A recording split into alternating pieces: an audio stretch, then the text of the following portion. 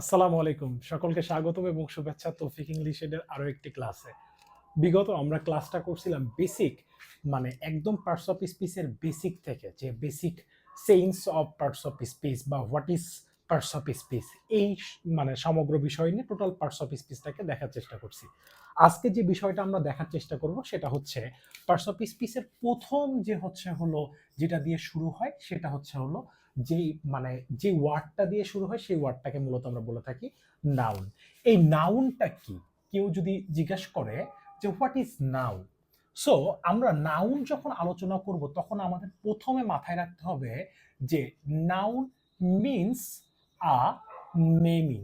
Noun means a naming word, অর্থাৎ কোনো কিছুর নামকে, noun means a naming word, অর্থাৎ কোনো কিছুর নামকেই মূলত আমরা বলে থাকি নাউন। অর্থাৎ পৃথিবীতে এমন কোনো জিনিস নাই যে জিনিসের কোনো নাম নাই। প্রত্যেকটা জিনিস, each and everything has its own name. প্রত্যেকটা জিনিসের তার একটা নির্দিষ্ট নাম আছে।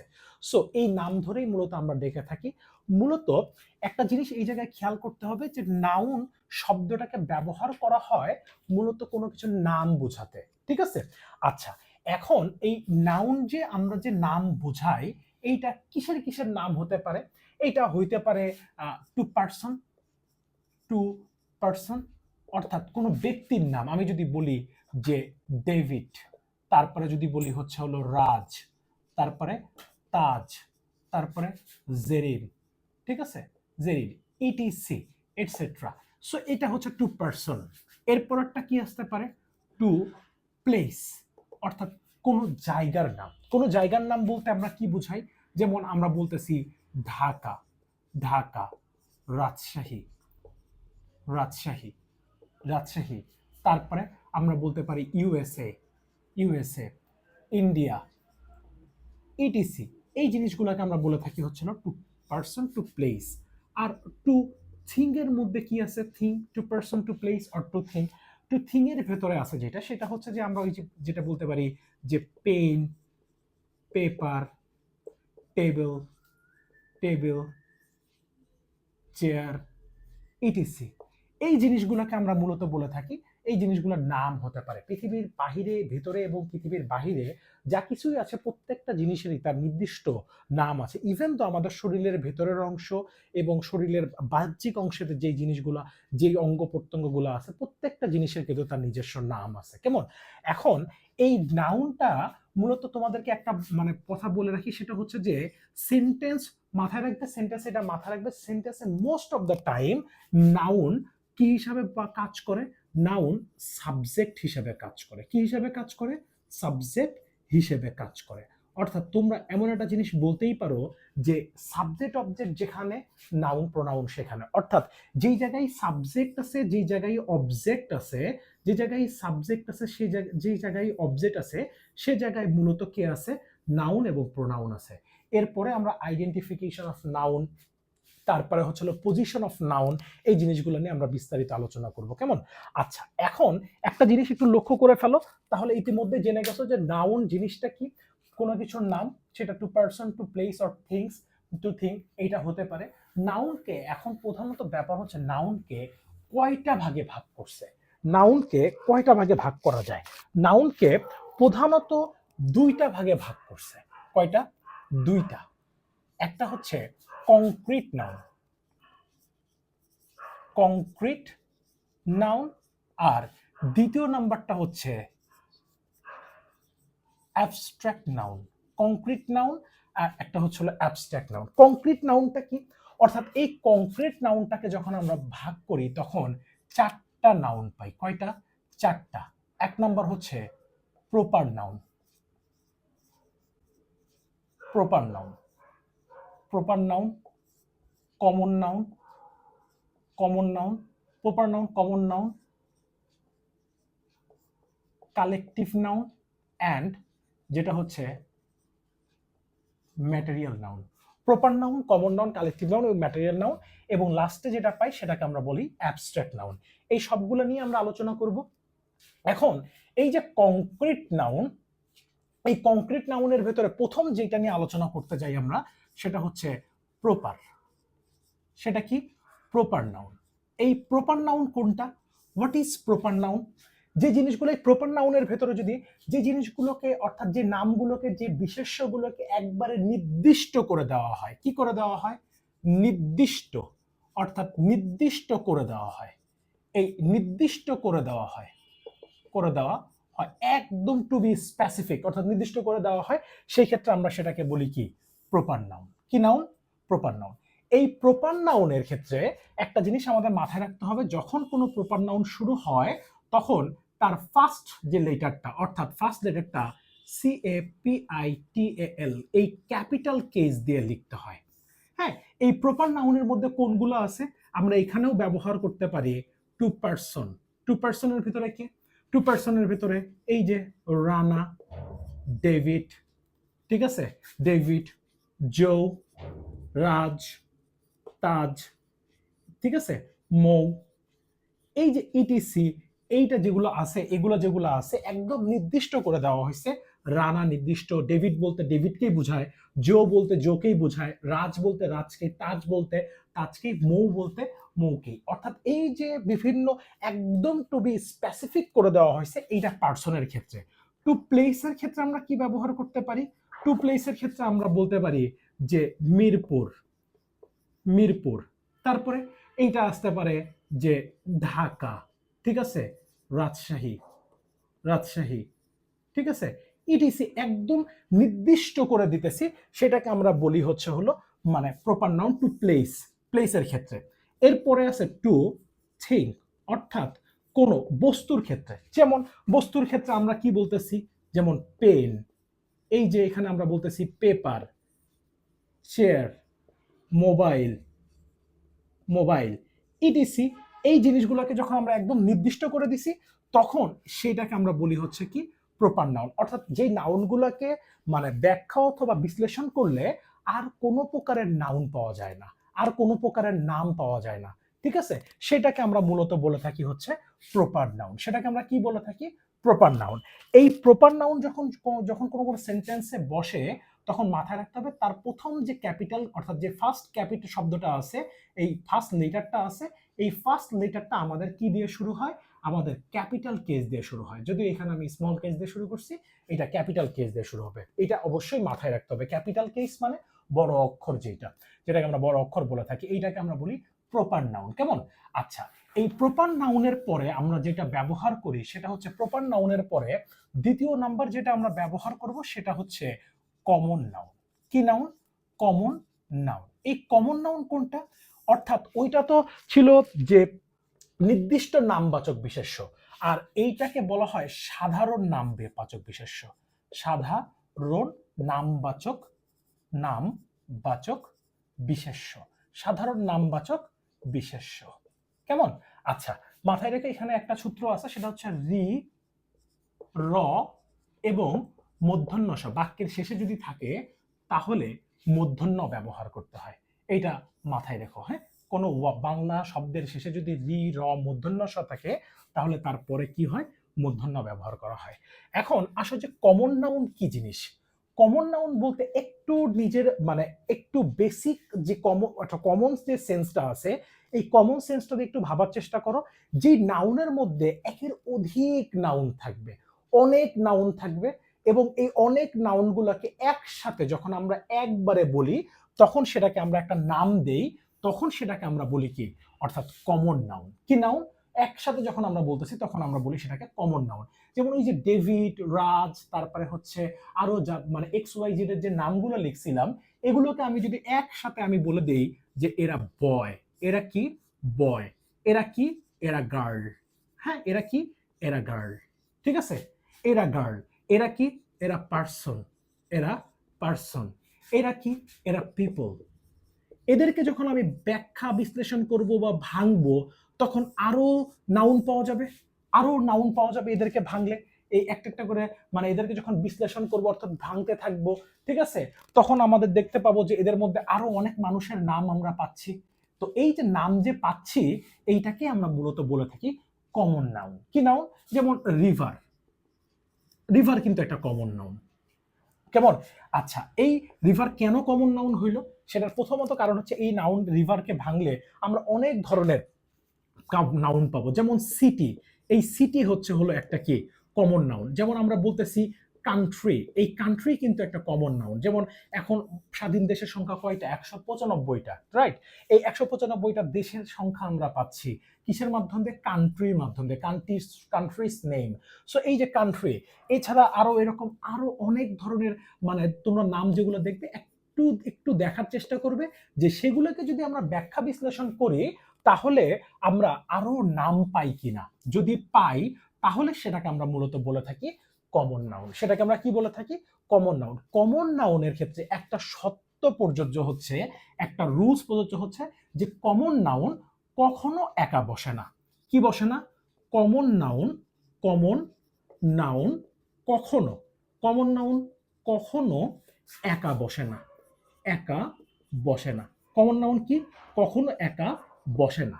এই কমন নাউন কখনো কি করবে না? একা বসবে না। হয় তার পূর্বে আর্টিকেল হিসেবে সে আর্টিকেল হিসেবে এ অথবা এন কে গ্রহণ করবে, অথবা এই কমন নাউনটার আমাদেরকে কি করে দিতে হবে? এইটাকে প্লুরাল করে দিতে হবে। কি করে দিতে হবে? প্লুরাল। অর্থাৎ সেটার এক বচন থেকে বহু বচনে রূপান্তর করতে হবে।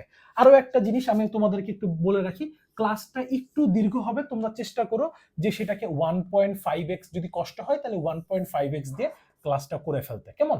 এইটা মানে বলে এখানে লিখে রাখলাম যে স্পিড স্পিড 1.5x।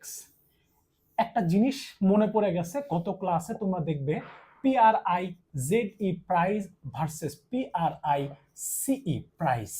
এই কথাটা, এই শব্দ দুইটার যে হচ্ছে হলো পার্থক্য, এটা বলা হয় নাই। শুনো, প্রাইস মানে হচ্ছে দাম, হ্যাঁ, আর এই প্রাইস সরি এই PRIZE যখন দেখতে পাবে তখন এইটা হচ্ছে উপহার। এইটা বলতে কি? উপহার। আর এই যে প্রাইস, এই প্রাইস মানে হচ্ছে মূল্য। প্রাইস মানে কি? মূল্য। একটু মাথায় রেখো। তার সাথে সাথে আরো একটা শব্দের একটু তোমাদেরকে একটু দেখাই দিই। সেটা হচ্ছে আমরা অনেক সময় প্রিন্সিপাল, এই যে প্রিন্সিপাল কথাটা বললাম না, PRINCIPAL, এখন এই প্রিন্সিপাল যে কেউ হতে পারে, হ্যাঁ? তাহলে এটাও আমরা কি কমন নাউনের ভেতরে বলতেছি। এখন এই যে PRINCIPAL, এই যে প্রিন্সিপাল কথাটা আছে, এই প্রিন্সিপাল শব্দের অর্থ হচ্ছে প্রধান বা অধ্যক্ষ। আর PRINCIPLE, পেল, পেল কথাটা যখন পাবে তখন পাবে হচ্ছে রীতি, রীতি নীতি, অর্থাৎ রীতিনীতি। প্রিন্সিপাল এবং হচ্ছে হলো প্রিন্সিপাল, প্রিন্সিপাল এবং প্রিন্সিপাল, এইটা রীতিনীতি। এখন একটা জিনিস মাথায় রেখো যে কমন নাউন কখনো কি করে না ভাই? একা বসে না। কমন নাউনের পূর্বে হয় তার পূর্বে আর্টিকেল হিসেবে এ এন ব্যবহার করতে হবে, অথবা সেটাকে প্লুরাল করে দিতে হবে। যেমন দুইটা সহজ একটা এক্সাম্পল বলি, আমরা ছোটবেলা থেকে শিখে আসতেছি এই জিনিসটা।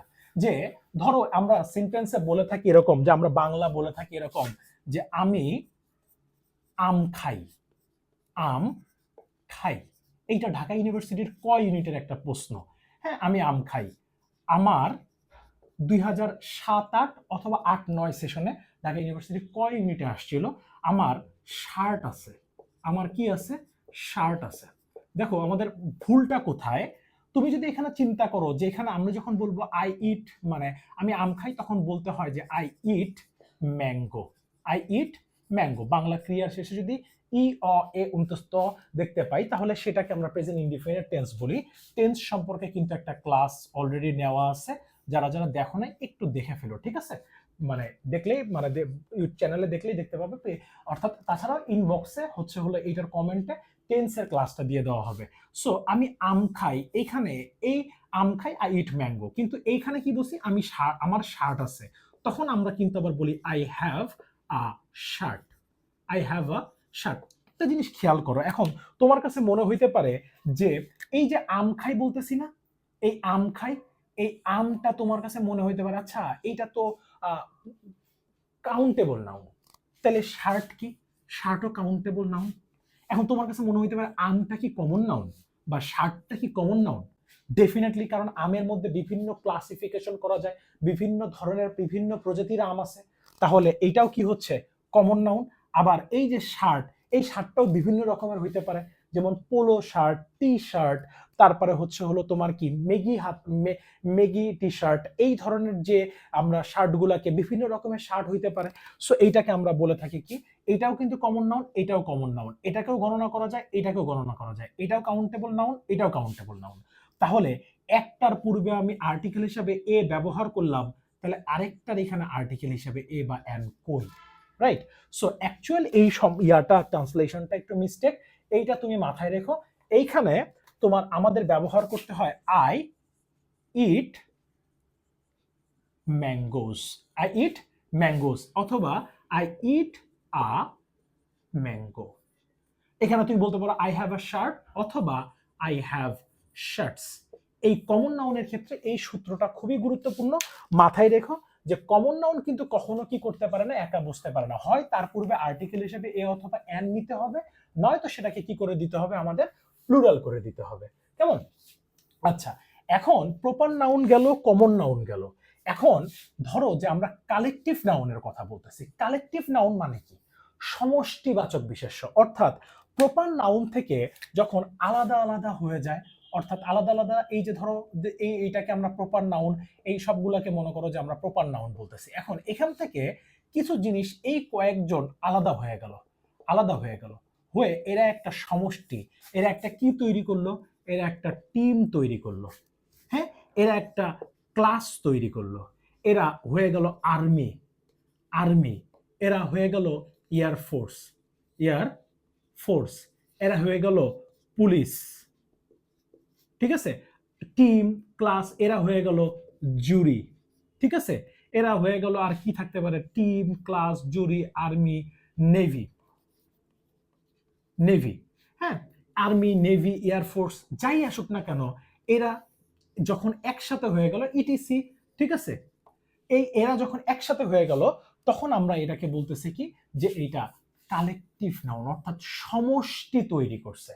যখন সমষ্টি তৈরি করে তখন এটাকে আমরা বলে থাকি কি, কালেকটিভ নাউন। অর্থাৎ কমন নাউন থেকে যখন আলাদা হয়ে যায় তখন আমরা সেটাকে বলি হচ্ছে কালেকটিভ নাউন। এবং মাথায় রাখো যে এই কালেকটিভ নাউন যখন বাক্যে সাবজেক্ট হিসাবে বসে, যখন বাক্যে সাবজেক্ট হিসাবে বসে, আমার ভার্ব কিন্তু কি করতে হয়, সিঙ্গুলারও নিতে হয়, আবার কিছু ক্ষেত্রে আমার যেমন প্লুরালও নিতে হয়, ঠিক আছে, সিঙ্গুলারও নিতে হয় এবং প্লুরালও নিতে হয়। এই কালেকটিভ নাউন ম্যাক্সিমাম আমি যখন নিব এগুলো তখন সিঙ্গুলার, আবার যখন দেখবো যে এগুলো দ্বারা বহু কিছু নির্দেশ করতেছে, বহু দলকে নির্দেশ করতেছে, যেমন টু টিমস, তখন কিন্তু আবার এটা কি হয়ে গেল, প্লুরাল হয়ে গেল, ঠিক আছে। তো মাথায় রাখো কালেকটিভ নাউনের ক্ষেত্রে মূলত কালেকটিভ নাউন হচ্ছে কি, সমষ্টিবাচক বিশেষ্য। কি বাচক বিশেষ্য? সমষ্টিবাচক। এখন প্রপার নাউন গেল, কমন নাউন গেল, কালেকটিভ নাউন গেল, এর পরের যে ব্যাপারটা থাকে সেটা হচ্ছে ম্যাটেরিয়াল নাউন। কি নাউন? Material noun. এই ম্যাটেরিয়াল নাউনটা কি? ম্যাটেরিয়াল নাউন, এই ম্যাটেরিয়াল নাউনগুলো কি? নাউন হচ্ছে, এই ম্যাটেরিয়াল নাউনটা হচ্ছে যে বস্তুবাচক, একটা হচ্ছে নির্দিষ্ট নামবাচক, সাধারণ নামবাচক, সমষ্টিবাচক, আর এইটা হচ্ছে বস্তুবাচক। কি বাচক? বস্তুবাচক বিশেষ্য। এই বস্তুবাচক বিশেষ্যের মধ্যে কোনগুলো আছে? বস্তুবাচক বিশেষ্যের মধ্যে ম্যাটেরিয়ালের মধ্যে আছে এই যে পেন, এই যে পেপার, এই যে চেয়ার, ঠিক আছে, এই যে চেয়ার, এই যে টেবিল, এই যে স্যান্ড, এই যে ওয়াটার, ঠিক আছে, অর্থাৎ যত ধরনের ইটিসি, যত ধরনের যেগুলো বস্তুবাচক, সেগুলোকে বস্তুবাচক, এবং ইতরবাচক প্রাণী সেগুলোকে আমরা বলে থাকি কি, এগুলো হচ্ছে ম্যাটেরিয়াল নাউনের ভেতরে যায়। কোথায় যায়? এটাকে আমরা বলি ম্যাটেরিয়াল নাউন। কি নাউন? Material noun. সো এই ম্যাটেরিয়াল নাউনের ক্ষেত্রে তোমাদেরকে অবশ্যই মাথায় রাখতে হবে যে এইগুলোর মানে যেগুলোর ইতরবাচক প্রাণী এবং যেগুলোর বস্তুবাচক, যেগুলোর প্রাণ নেই, সেগুলোকে আমরা বলি ম্যাটেরিয়াল নাউন। এখন proper noun, common noun, collective noun, material noun তো গেল।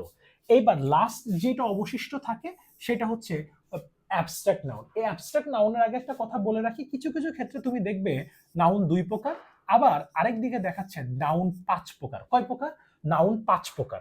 এখন এই 5 প্রকারের 5 প্রকার নিয়ে আমরা আলোচনা করতেছি। So material noun, abstract noun. Abstract noun কি? এই যে গুণবাচক বিশেষ্য। কি বাচক? গুণবাচক বিশেষ্য, ঠিক আছে, গুণবাচক বিশেষ্য। এই গুণবাচক বিশেষ্য কোনগুলো? অর্থাৎ যেগুলো ডিরেক্ট গুণ না বুঝায়, অর্থাৎ গুণ না বুঝিয়ে এগুলো গুণগুলো নামে গুণগুলো নামে পরিণত হয়। গুণগুলো কিসে পরিণত হয়? নামে পরিণত হয়। অর্থাৎ এগুলোকে নামে পরিণত করা হয়, তখন আমরা এটাকে বলি অ্যাবস্ট্রাক্ট নাউন। কারণ আমরা জানি যে গুণ বোঝাতে কার প্রয়োজন হয়? অ্যাডজেক্টিভের প্রয়োজন হয়। কিন্তু এখানে অ্যাডজেক্টিভের কথা না বলে আমরা এই অ্যাডজেক্টিভটাকে ডিরেক্ট কিসে নিয়ে আসতেছি?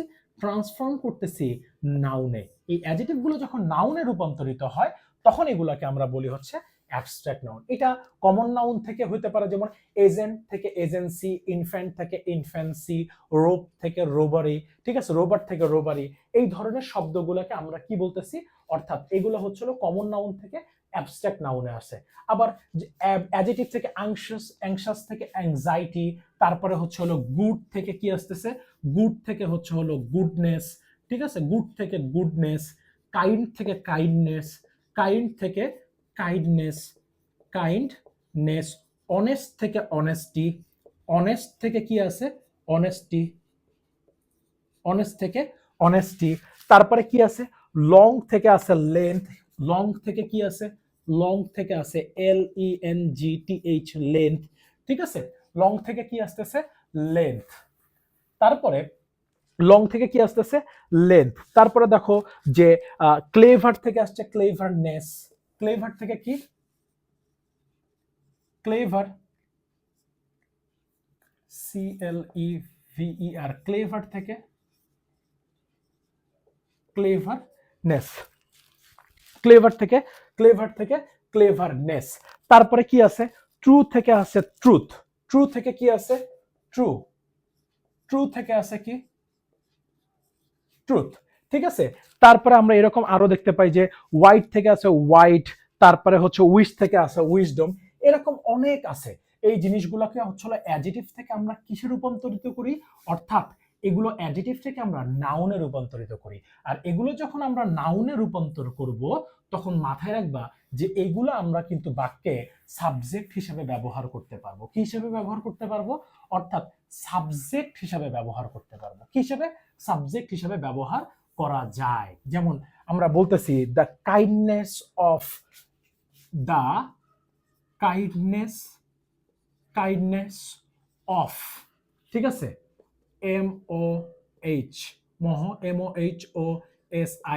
Mohsin, the kindness of Mohsin, হ্যাঁ, Haji Mohammad Mohsin, the kindness of Mohsin is known, is known. এই নোনের পরে মাথায় রাখবা যে নোনের পরে আমাদেরকে কি করতে হয়? নোনের পরে কখনো বাই বসে না, নোনের পরে বসা হচ্ছে হলো টু।